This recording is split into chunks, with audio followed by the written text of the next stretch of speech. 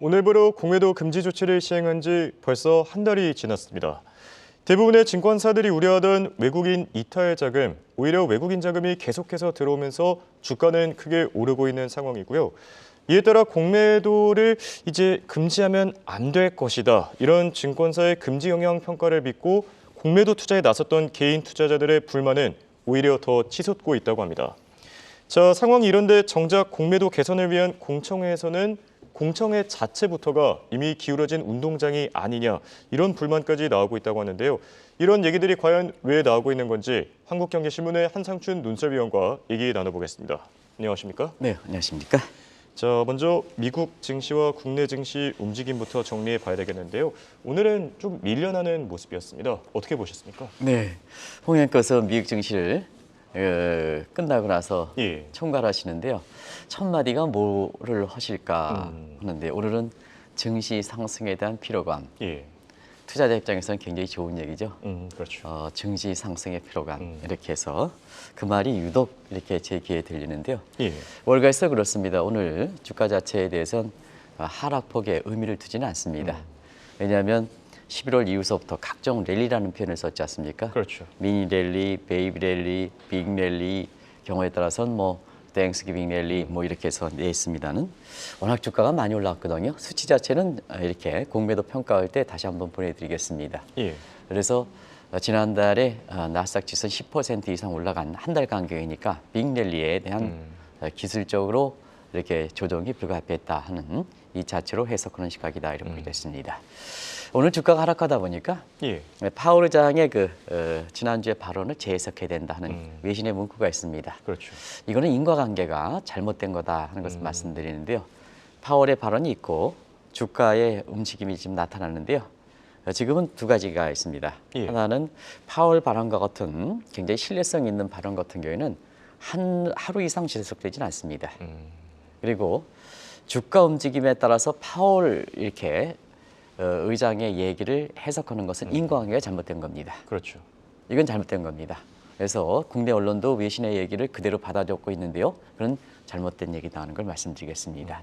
그리고 지금 연준의 스탠스는 오늘부터 브레이크아웃 기간에 들어가지 않습니까? 그래서 시장의 예상대로 사실 그 윌러 발언 이외에 파월의 페드 스탠스 자체는 변한 게 없다. 이렇게 보시면 되겠습니다. 결과적으로 보면 이달 13일서부터 14일 동안 4일 동안 이틀 동안 올해 마지막 회의가 있는데요. 지금 페드 인사들이 전부 블랙아웃 기간에 들어가지 않습니까?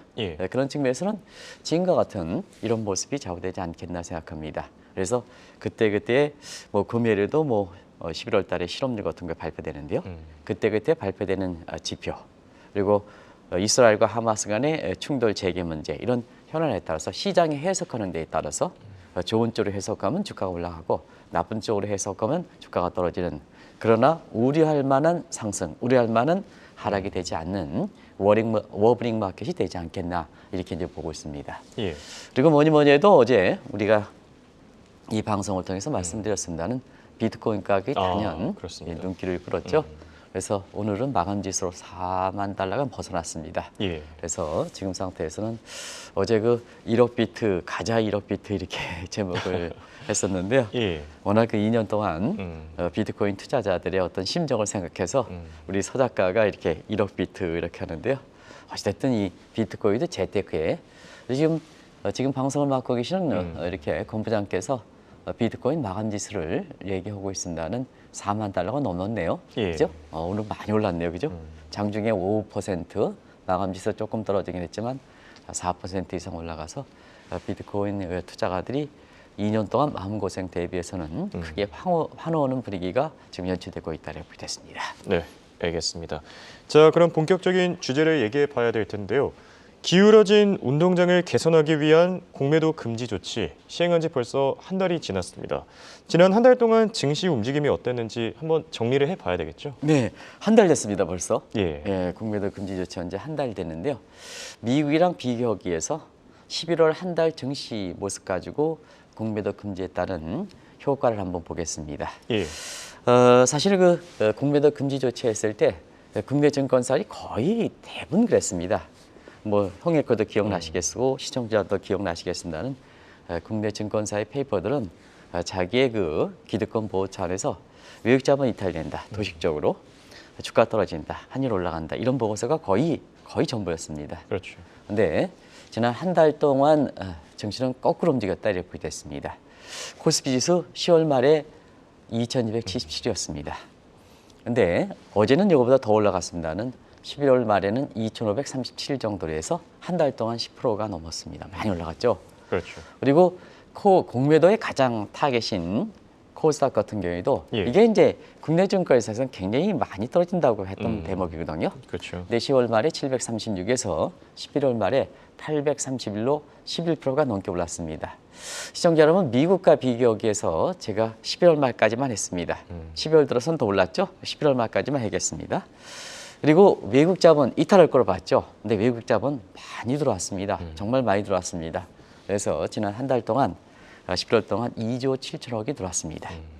자연스럽게 2조 7천억이 들어오다 보니까 환율이 올라갈 것으로 국내 증권사를 봤습니다는 환율이 많이 떨어졌죠. 예. 그래서 다시 원달러 환율이 10월 말에 1,353원에서 11월 말에는 1,300원대 이렇게 걸리는 모습. 한때는 이제 지금은 뭐 1,300원도 무너졌습니다는 1,300원대에서 환율이 50원 이상 하락하는 국내 외환 시장이 그만큼 안정되는 모습을 보였다고 보겠습니다.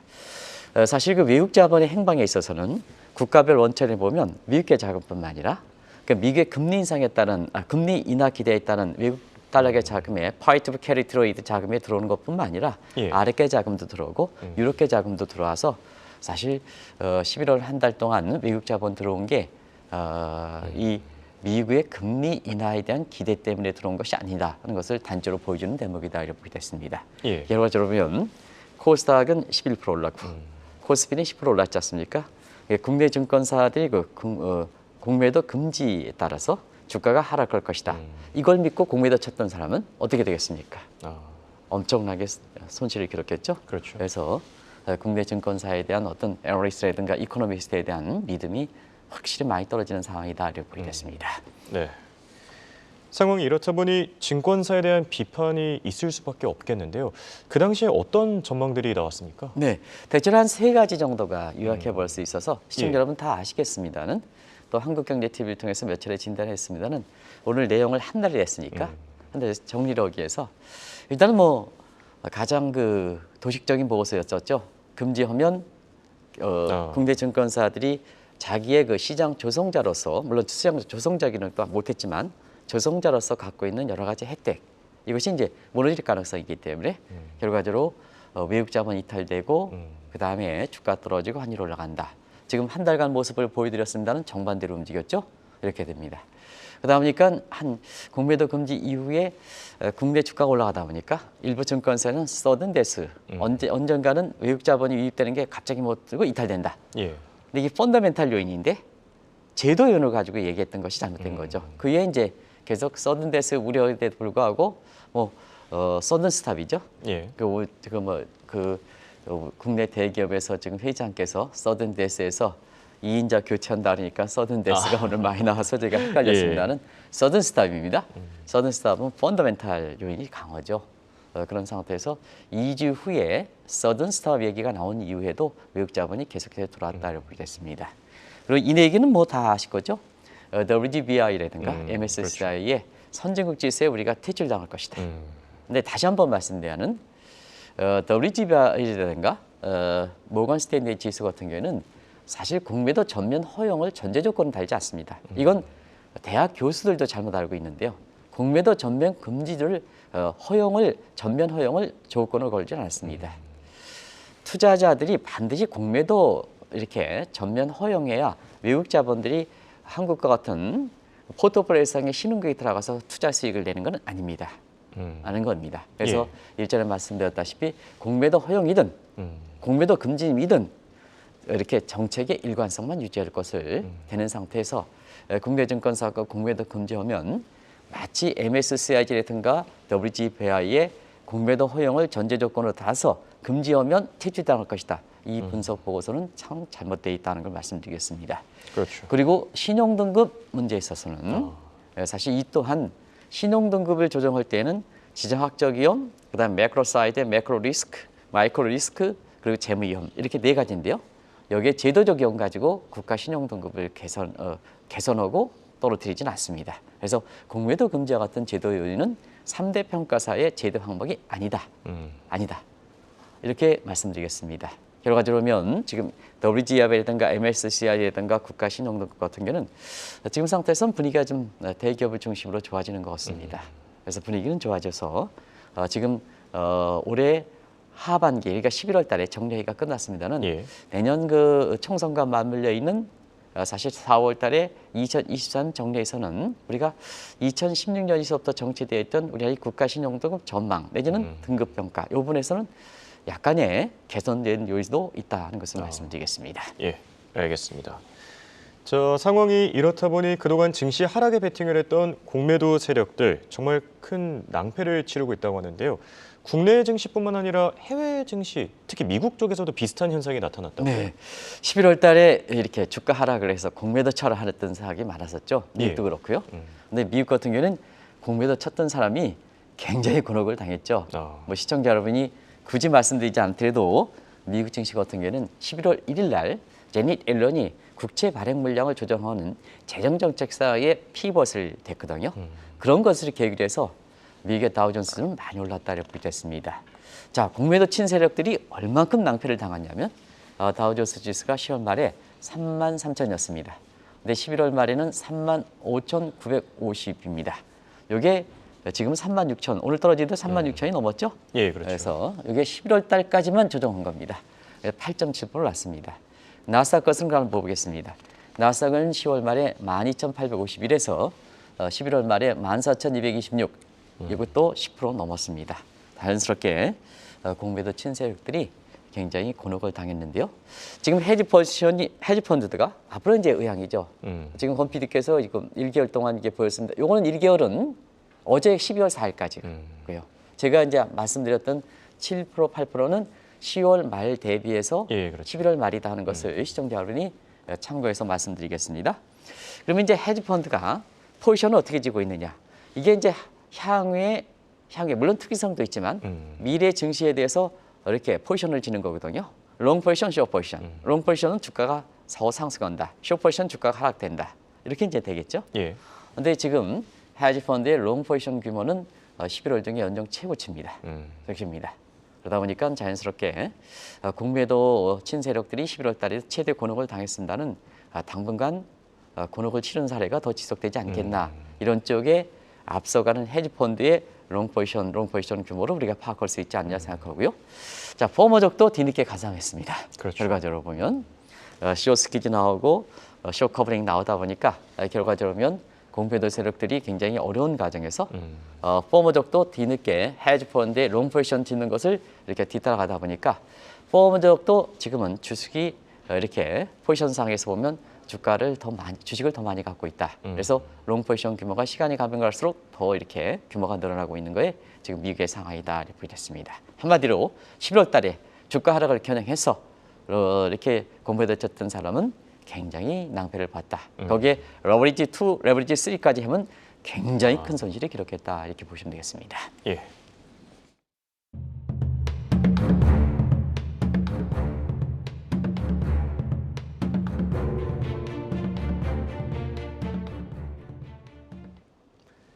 아마 시청자분들도 공감하는 내용이 아닐까 싶습니다. 공매도하면 가장 먼저 떠오르는 인물, 아무래도 빅쇼트의 실제 주인공인 마이클 버리가 아닐까 싶은데요. 최근 만물 랠리가 나타남에 따라 가장 곤혹스럽다는 얘기가 있던데요. 네, 마이클 버리가 오늘인가요? 월가에서 쥐구멍을 찾아야 된다 이런 얘기를 하는데요. 이 마이클 버리라는 사람은 꼭 미국 증시가 어려울 때 나타나는 사람이거든요. 예. 어려울 때 나타나야 주가가 하락하고 본인 자신에게 있던 공매도 이렇게 얘기가 나올 수가 있겠죠. 근데 사실은 마이클 버리가 뭐 잉크도 마르기 전입니다는 한번 지난 어록을 한번 보겠습니다. 경기가 침체된다. 경기가 침체니까 주가 하락이니까 기술이 많이 떨어진다. 공매도 쳐라. 코인 많이 떨어진다. 공매도 쳐라. 그다음에 NFT 이렇게 떨어진다. 쳐라 했는데요. 지금 굳이 수치를 맞지 않더라도 지금 코인 얼마나 올라갔습니까? 기술주 많이 올라갔지 않습니까? 그렇죠. NFT야 애초부터 분석을 잘못한 거고요. 사실 이러는 과정에서 주가를 일부에서는 너무 어려울 때 이렇게 공매도 쳐라 했으니까 이게 뭐냐 본인 자신의 이익을 위한 우리나라의 국내 증권사 다 그렇지는 않습니다는 본인 자신의 기관의 어떤 메리트를 증대시키기 위한 예측 보고서와 마찬가지로 사실 공매도를 떨어뜨려서 본인 자신의 수익을 극대화시키기 위한 이런 음모가 겨냥된 게 아니냐 해서 그때 당시에는 트위터입니다. 지금도 예. X로 표현했습니다는 그때 트위터에 내었던 내용이 시장의 압력에 의해서 올트만과 마찬가지로 근로자 압력에서 되돌아간 것처럼 시장의 압력에 의해서 트위터에 게재된 이렇게 그 게재 내용을 삭제했던 병행입니다. 그때 기억나실지 모르겠습니다는 버핏 같은 사람은 저 마이클 버리는 전형적으로 부두 이코노믹스다, 마교다, 미신적이다, 근거가 없는 미신적이다 이런 쪽으로 얘기했던 시각입니다. 근데 최근에 보면 오늘 좀 다소 비트코인이라든가 이런 건 많이 오르긴 했습니다는 예. 주가는 떨어졌습니다는 지금은 all thing rally죠, everything rally죠. 이러다 보니까 저기에 기술주 지난 그 한 달 동안 10% 이상 올라갔죠. 낭패, 코인은 4만 달러 갔죠. 낭패 다 당하는 거 멋있지 않습니까? 그렇죠. 근데 이런 상태에서 오늘인가요, 어제인가요? 우리에게는 부자 아빠, 가난 아빠로 알려져 있는 로버트 기요사키가 미국 경제가 대공황 상태에 빠진다. 그렇죠. 이 양반이 이거 얘기할 때가 작년인가로 기억나는데요. 또 얘기했습니다. 이번 한 달, 1년이 지나서. 그래서 미국 증시가 이렇게 대공황이 우려된다 이렇게 하는데요. 이조차 제2의 마이클 버리의 운명이 되지 않겠나 하는 것이 월가의 지금의 분위기다 하는 걸 말씀드리겠습니다. 네. 그리고 마이클 버리와 함께 이 또 다른 공매도를 권유했던 인물이 있습니다. 헤지펀드의 대부로 불리는 조지 소로스인데요. 소로스도 좀 곤혹을 치르고 있지 않겠습니까? 네.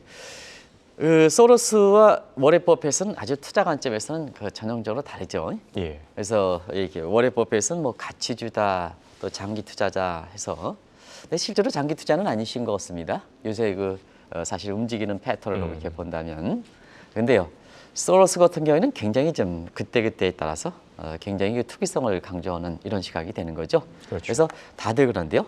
잉크 마르기 전입니다. 시청자 여러분도 기억나시겠습니다는 올해 8월 달에 잭슨홀 미팅에 이 이후에 두 사람이 보는 증시의 관점이 바뀌었습니다. 기억나십니까? 예. 워렌 버핏은 주가가 올라간다. 근데 조지 소로스는 주가가 떨어진다. 조지 소로스의 견해다 보니까 주가가 떨어지니까 공매도 쳐라. 공매도 쳐라. 이런 쪽에 얘기 됐었죠. 그런 상태에서 두 사람의 운명이 완전히 바뀌었죠. 주가가 그 이후에 계속해서 상승했는데요.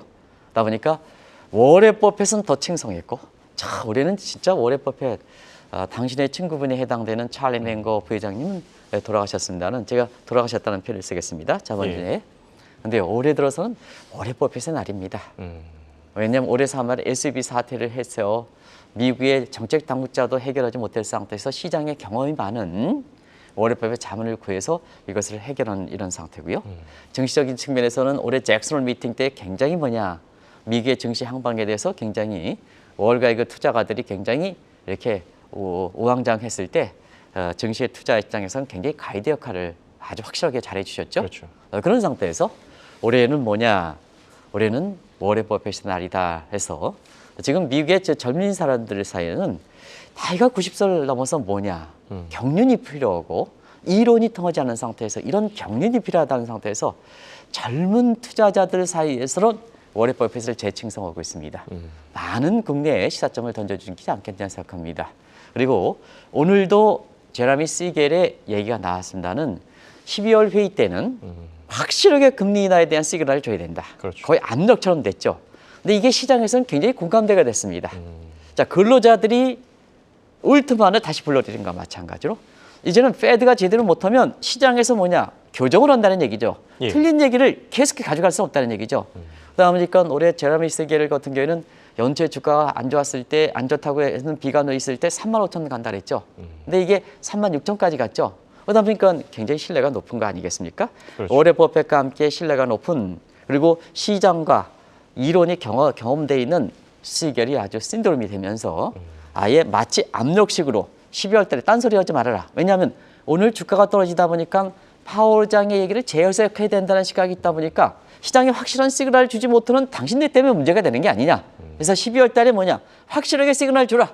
그러면 거기에 펜 차트식으로 젊은 사람들이 CRM식에 대해서 펜차트식으로 CL에 대해서 이렇게 공감대가 되는 예. 이런 펜차트식이거든요.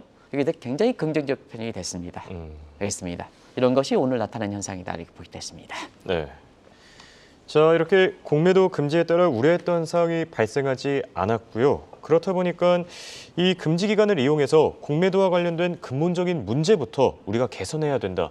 이런 목소리가 커지고 있다고요. 네, 저도 부족합니다는 어제 그 공매도의 그 공청회가 이제 워낙 민감이 되다 보니까 예. 이게 뭐 언론에서 주관하는 데 있고 뭐 이렇게 주관하는 행사들이 많이 거명되는데요.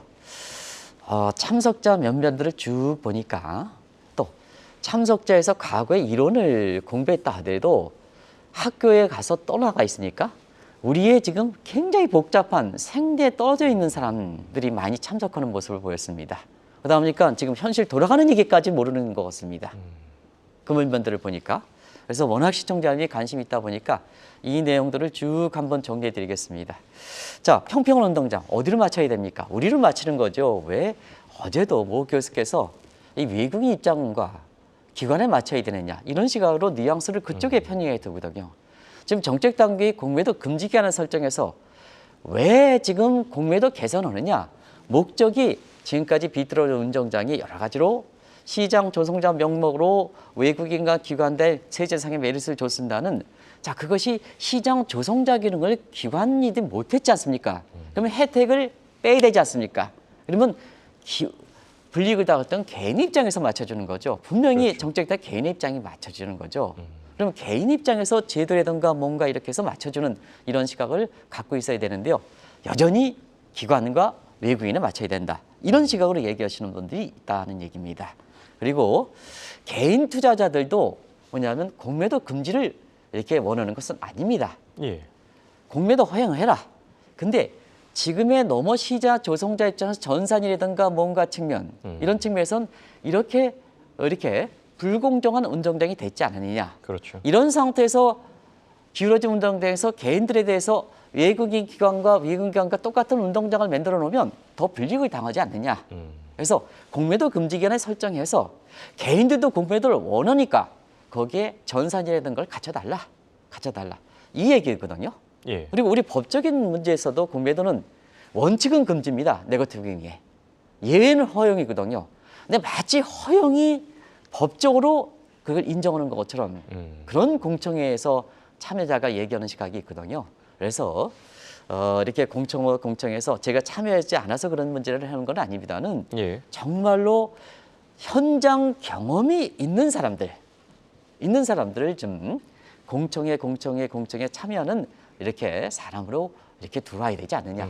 대학 교수이기 때문에 들어와야 된다. 뭐 이사도 사회에서 대학 교수이기 때문에 들어와야 된다. 이건 잘못되어 있다는 걸 말씀드리겠습니다. 네.